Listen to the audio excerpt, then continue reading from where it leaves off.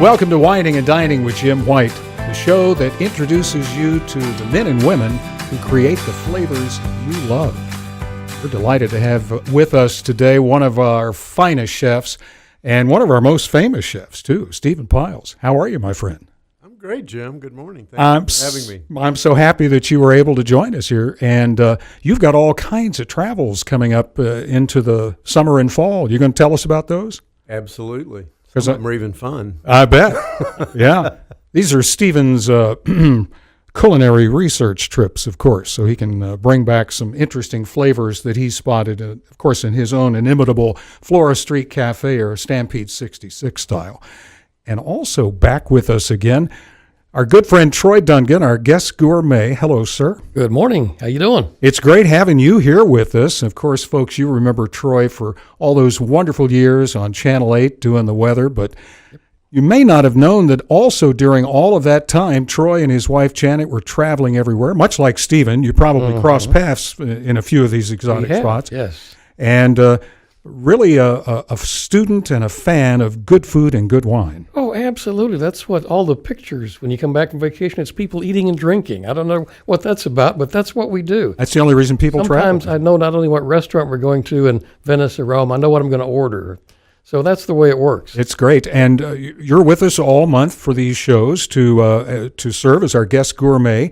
And you're going to impart in one of our episodes so many great destination travel tips and restaurants like that. But also, Troy, you're a big fan of local restaurants, mom and pop neighborhood restaurants. And have you got one to share with us today? I do, and you've been there with me. It's a place called Ephesus.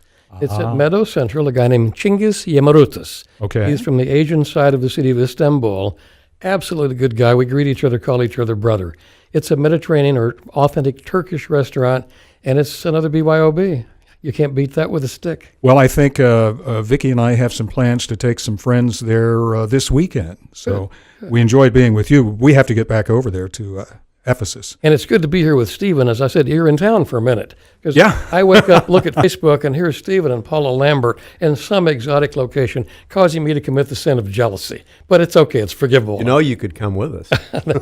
There's an offer. Yes. Well, now you're talking. Would love to do that. Hopefully you would extend that to this end of the table, Anybody too. that wants to. Thank you. Well, tell us about those trips that we teased at the top of the show. Well, Paula Lambert and I have been friends for 4 decades or something. Mm-hmm. And she's always traveled, and I've always traveled. So we decided to kind of band together and see if we couldn't get into a little more trouble. And so we work with 2 different groups. She's got a travel group she works with, Rob Kendall, and she has her own travel company. And I work with David Morris International. So we do certain trips together. We just got back from, a couple of months ago from South America. We went from Buenos Aires to Rio de Janeiro in time for Carnival. Mm-hmm. And as I say, the Carnival in Rio makes Mardi Gras look like Sunday school. So, and we also add to those trips. We're on a mission to try to hit the top 50 San Pellegrino top 50 restaurants in the world. And unfortunately, it changes every year. Just the new list just came out. So you just have to keep going. We just have to keep going. So from Rio, we went to Sao Paulo to Just to Eat at Dome, which is now number 30. It was 14 when we were there. But so we try to hit these restaurants. We're going to hit Noma in a couple of weeks. Fabulous. Again, we've already been there once, but we're going to see it in its 2.0 version in Copenhagen. So we try to go to the good restaurants as well. So it's a lot of food. Ours is all food and wine, Troy. All food and wine. Oh, yes. That's what it's all about. Food, wine, and companionship. That's right. Well, I mean, you must carve out time at the beginning of the year in order to do this and still run your successful restaurants and the other ventures that you're working on, or do some of these things kind of come up spur of the moment? In a good year, it all works together. Right. But not necessarily. But we plan the trips a year out. Okay. So those are I can manipulate around that. Mm. So yeah, I try not to open a new restaurant, a restaurant and a hotel with Benchmark during that period of time. Say I don't have this particular 2 weeks here. Let's work around it. Well, you've got a little bit of experience through the years of organizing your schedule and making it work. And let's talk about your fabulous new restaurant, now open a little over a year, Flora Street Cafe. About 2 years. Oh, has it been that long? Yeah, we had our second anniversary May 31st. Oh, I remember the day we walked in and you showed us around and it was still under construction. Time flies, Jim. 2 years, hard to believe, huh? Well, talk about that beautiful vision of yours and how it's come together. Has it met or exceeded your expectations? Well, I try not to have, at this point, all these years later, these great expectations because they're never quite met. So I just wanted it to be successful, and so in that sense, it's exceeded my expectations. I didn't quite understand what it would be like to be in the Arts District. That's been a real boon. That's been so much fun and just a great neighborhood. I wouldn't be anywhere else because we get this great early and late business from the theaters. We have a afterwards at the symphony or we have, when the Windspear and the Wiley and the Symphony Hall, the Meyerson are all in operation and let out. I said that's as close as we're ever going to get to New York on that. It really feels good, a lot of energy. So it's a great place. It's really, I guess, exceeded my expectations. Talk about some of the decor highlights, the shylight, that beautiful back wall. Well, first and foremost, for those that are old enough, you two guys certainly are. We're remember old Ruth enough. Street Cafe. We're old enough to remember Well, pretty much everything. when I'm looking at a crowd, they'll ask me what inspired the restaurant, and I'll say, you weren't born when this restaurant was operating. But Ruth Street Cafe in the 80s, that was really the inspiration for Flora Street Cafe. Small, intimate, modern, refined. So the decor is very sleek. I wouldn't say minimalist. It's very kind of. A lot of people use the word glamorous. It's kind of. But the shylight I found in Denmark. Actually, my lighting designer found it. There are 5 of these permanently installed in the Rijksmuseum in Copenhagen, in Amsterdam. And so I flew there and met with them. It's a little small studio, and just became fascinated with the artists. And it is a piece of art. It's not a fixture because it's operated from Amsterdam. We only turn it on and off anytime it's reprogrammed. They have to do it online there. So it is absolutely a piece of art, and it's the only one in the United States. And then the real beauty of the decor is just all those glass walls looking out at the Pritzker Award-winning arts performance venues. That's amazing. And then elevated Texas cuisine.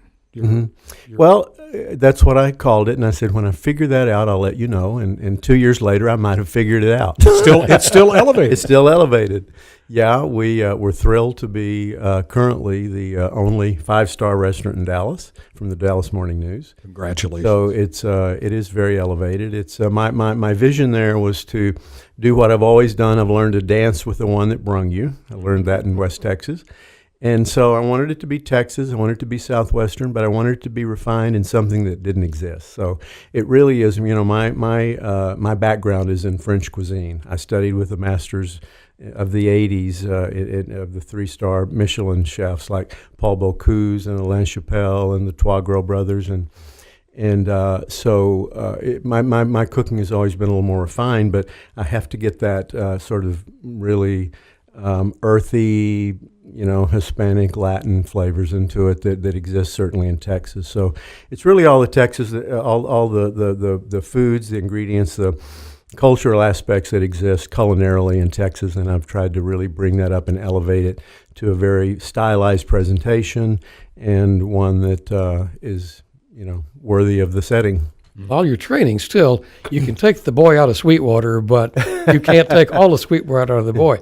You do there's a hometown aspect to this that goes to the service. You walk into this space, you say, ooh, this is sophisticated. This is going to be a snooty place. It's not. Good. Because you still maintain, back from Ruth Street, you walked in there, you felt like you were in somebody's home, because you were in that case. But in this case, the service is still that way. Is that something you try to maintain? Absolutely. It's, we kind of coined a term back in the early 80s that you might have heard a lot these days called casual elegance. Mm-hmm. That was first used at Roost Street Cafe. And we've adhered to that because we want it to feel good and stylized, but very much at home. I have a saying that hospitality was created in the South and perfected in Texas. So we really try to be hospitable in a very Southern way, very comforting. Well, let's talk about your other downtown restaurant now, which I remember you telling me was your idea of a truck stop if you had money and influence, and there was one other ingredient. I think it was called money. Money, yeah. Harkening back when to I was 10. Back to those big spring I had days. taste, control, and money at the age of 10. That's Taste, what control, and money, yeah. what's what my truck stop cafe would have looked like.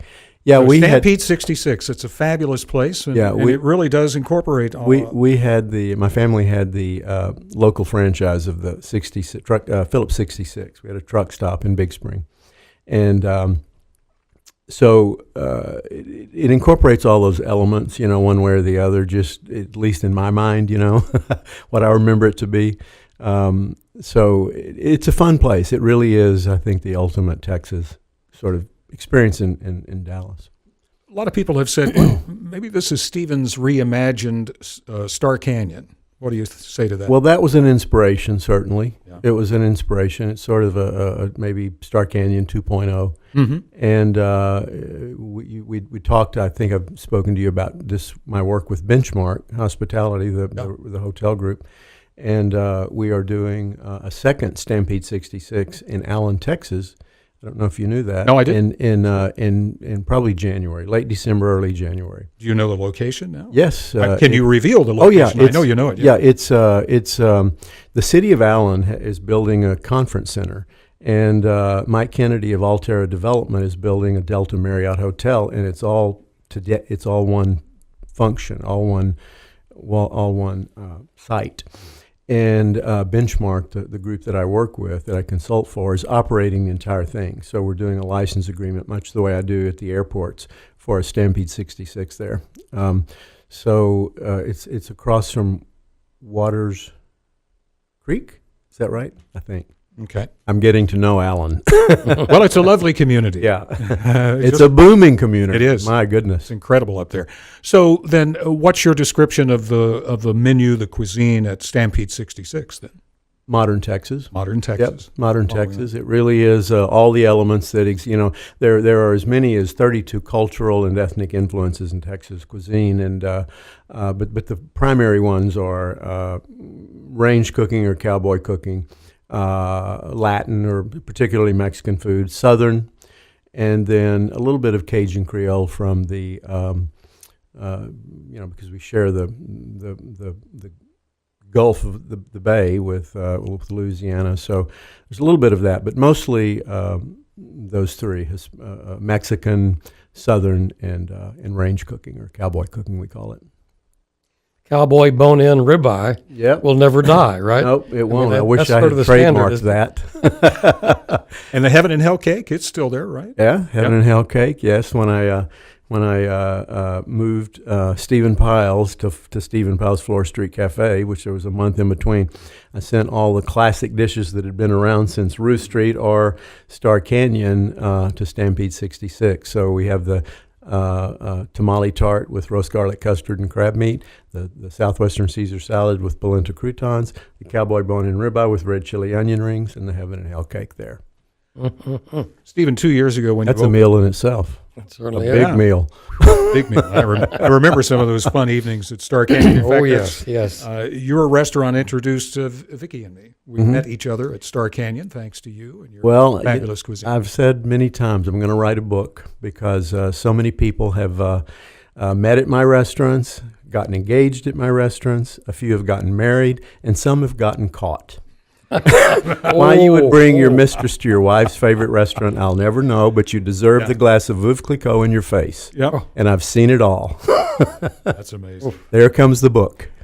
So when you opened Flora Street, you were quoted as saying this was your swan song, so to speak. And I'm just wondering. Very long swan song. So you're not past the first stanza in this swan Right. song here. Then. 2 years into the 10-year period. I do everything this in mean- 10-year cycles. You're not going to reinvent yourself after this 10 years? I don't think I will, but who knows? Well, what would engage you to do instead? My work with Benchmark. As I've said, my favorite thing about people say, "What do you like about the restaurant business?" That I really like the creation of it. You know, I like the architecture, the interiors, the lighting, the music, the tabletops, the graphics, and then you open it and have to run the damn thing. Yeah, now there's that. So this is the best of all worlds, in that I create and Benchmark operates them.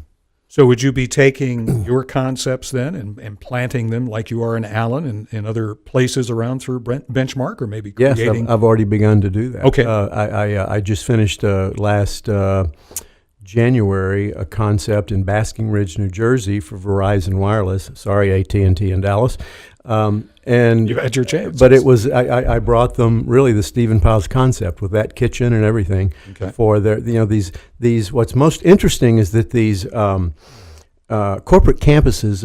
Benchmark runs mostly hotels, but about 6 or 7 corporate campuses. And these corporate campuses are private, but they're run like 5-star hotels. So it's only for their staff and their clients.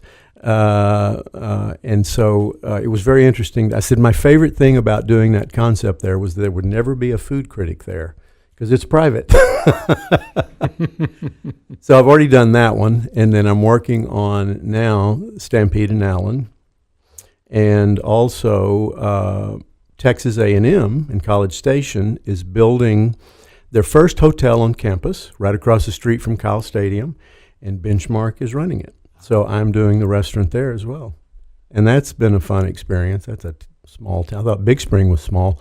College Station is really small. Yeah, it's a small world, too. Yeah. It's very tightly knit. As Yeah, I'm sure you yeah. Well, then, are there other concepts then coming into play? Or are they all going to be Stampede 66 or some variation? Anything they want. We talk specifically. Benchmark mostly manages. They don't own many of their Right. properties. So my agreement, my contract is with the owner, and then Benchmark operates it. And so it really depends on what the owner is wanting. You know, I've done, Samar and San Salvaje and Aquanac. So if they want fish, kind of like steakhouse, whatever it is they want.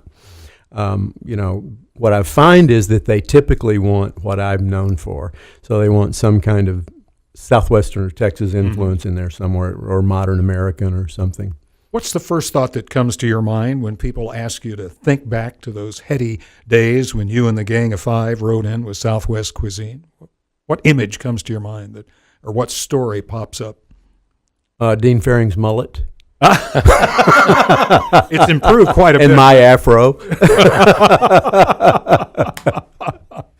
No, it was indeed heady days. My goodness, we had no idea what we were doing or what we were creating. It was just we were just having fun, and it was a very kind of glamorous time, I think, with all the activities that were going on and all the press and trips, and. It was a lot of fun. It was we didn't have any idea we would have the lasting influence on American cuisine we did, I think, because the real influence has been, people say, oh, Southwestern cuisine is dead. It was a trend. It's over. It's absolutely not. It's just completely infiltrated the whole realm of American cuisine in general. I mean, imagine food without chilies or cilantro or smoke or salsas or tacos or, it's everywhere. Well, besides your great restaurants, and by the way, your evolution through the years of taking Southwest cuisine and then ramping it up through the years has just been marvelous and needs to be noted. But the other thing, you have trained so many great chefs. So in addition to your wonderful restaurants through the years, there are just more than handfuls of great restaurants because of the great chefs that you They've train. become competitors. Well, They can back off now. okay, enough of that. Forget everything I taught you. No, But no, talk yeah. about some of those men and women. I'm very proud of those folks. They're very proud.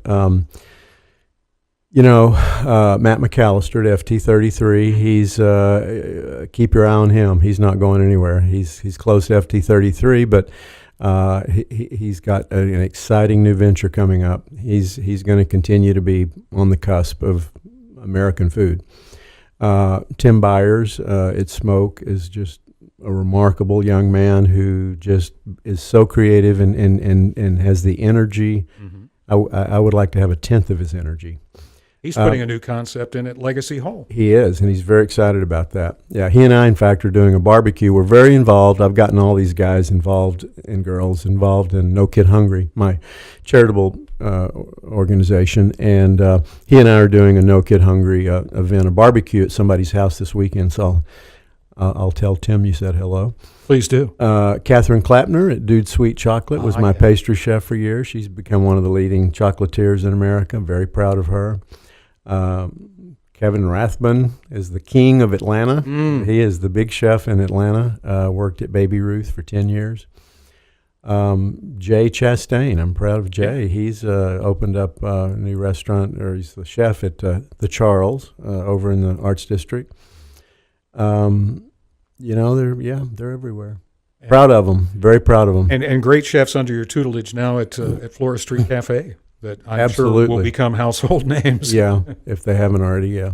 Well, good for you. We'll talk a little more about No Kid Hungry, because I wanted to get into all of your great work in terms of philanthropic work and helping children and helping to fight hunger and all of those great causes that you've championed. Well, I'm a founding board member of Share Our Strength, which has been around over 30 years, about 34 now, I guess. And Share Our Strength was really a response to the Ethiopian famine of the 80s. And we were one of the few organizations that came through that unscathed. And so once we sort of started to look around, we realized that there was hunger in this country. I mean, if you think about it, there's always been poverty in America. There hasn't always been hunger. Sure. There haven't always been the levels of hunger that exist today. 1 in 4 children in Dallas is at risk of hunger. Those are ridiculous statistics. That's awful. And if you think about it, there was not a food bank in America more than a generation ago. There's a food bank in every major city, in small towns as well. So we realized we had our work cut out for us here, so we refocused our efforts on domestic hunger. And over the years, we have realized the problem with childhood hunger and the devastating factors there. So we refocused our efforts again, specifically on childhood hunger. So what I do is, Share Our Strength, or No Kid Hungry, really is a group made up of chefs primarily. It's all walks of life, but in businesses, but primarily it's chefs and food and wine people. So we do these events. I do one a year in Dallas where I bring in chefs, and our last one we raised right at $200,000. So that goes partially to the North Texas Food Bank. We try to stay in our own communities, and I'm a life board member of it gets very incestuous in a very good way. Yeah. Because when I first gave the first grant from Share Our Strength to North Texas Food Bank, it was enough to start the perishable food program called the Dallas Hunger Link. So I became the co-founder of that with Liz Minyard, and then have continued my involvement with the North Texas Food Bank. So I'm a life board member there too. So the North Texas Food Bank is a very important organization to me as well. Talk a little bit more about the Hunger Link for people who don't understand what that is, because it's very important. Yeah. The Hunger Link is a perishable food program in Dallas. It works as a conduit between restaurants and hotels and soup kitchens and ministries that feed the underprivileged. So it works as a conduit between those. Because otherwise that food from those places would have been thrown out. That's right. Yeah. That's right. So good work on that. Are you still doing the scholarship to train? No, we were taking a hiatus. Okay. It's been 3 years, but I'm probably going to start it back up. Okay. Yeah, that's great. Now that I have a little extra time. Yeah. Chuckle. What extra time? I'm thinking, In between travel and consulting work and so forth. Yeah, but we raised $250,000 for culinary students in Texas. So that's Good for you. Yeah. Good for you. well, that's important, making time to give back, because the restaurants and the travel and all that, but yet you bring up the food link and so forth. I mean, that's what's important. If you're fortunate to be blessed, you bless others, and thank you for doing that. Well, you're welcome. And I always said, because celebrity chefs are asked to give and give and give. I mean, the New York Times years ago said that the chefs, someone was sitting in a meeting, a big charitable, fancy, no names mentioned meeting for some event, and he said, well, what do we do about the florists? Well, we're going to have to pay them. And the band, no, we have to find a sponsorship to pay them. Well, what about the food? Oh, no, the chefs will do that for free. Oh, yeah.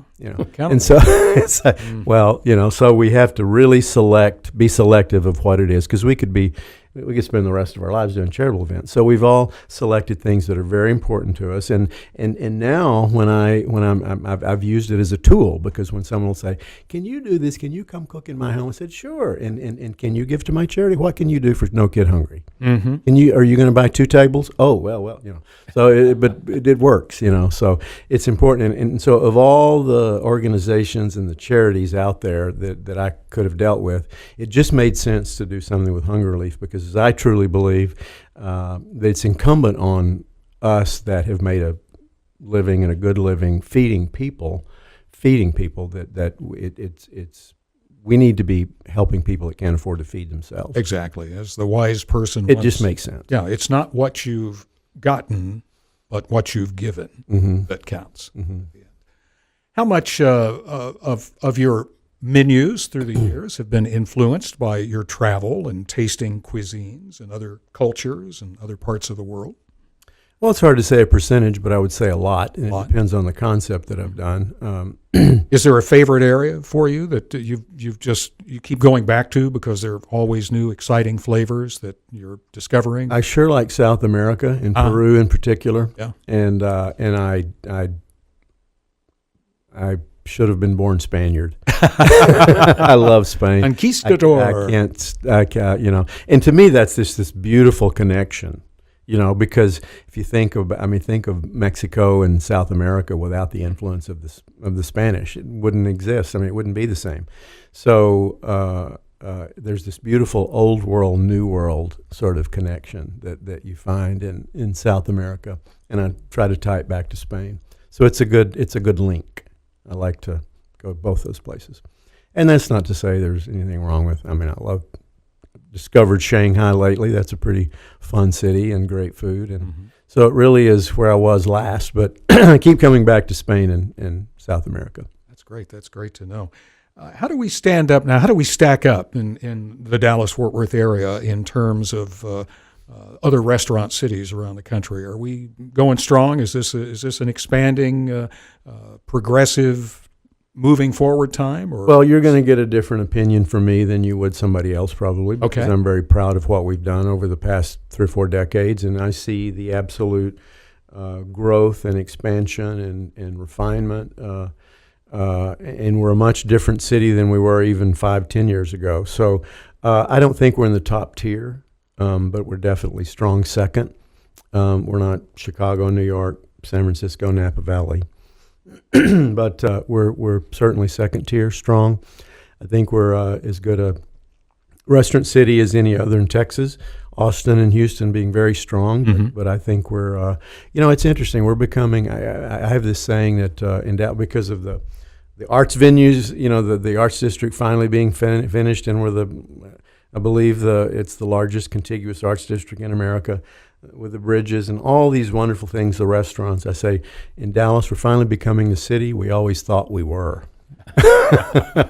So we're getting there. We are becoming that world-class city. Well, just to mention the chefs that you've trained, and you and Dean, and the chefs that Dean has trained, and other good chefs in the city whom you did not train. We've got a lot going on here. We do. A lot of it's because of you and Dean, but these young people, some of them find their own way. They do. Yeah, you would have a hard time saying, I can't find a good place to eat in this city. Oh, that's true. That's true.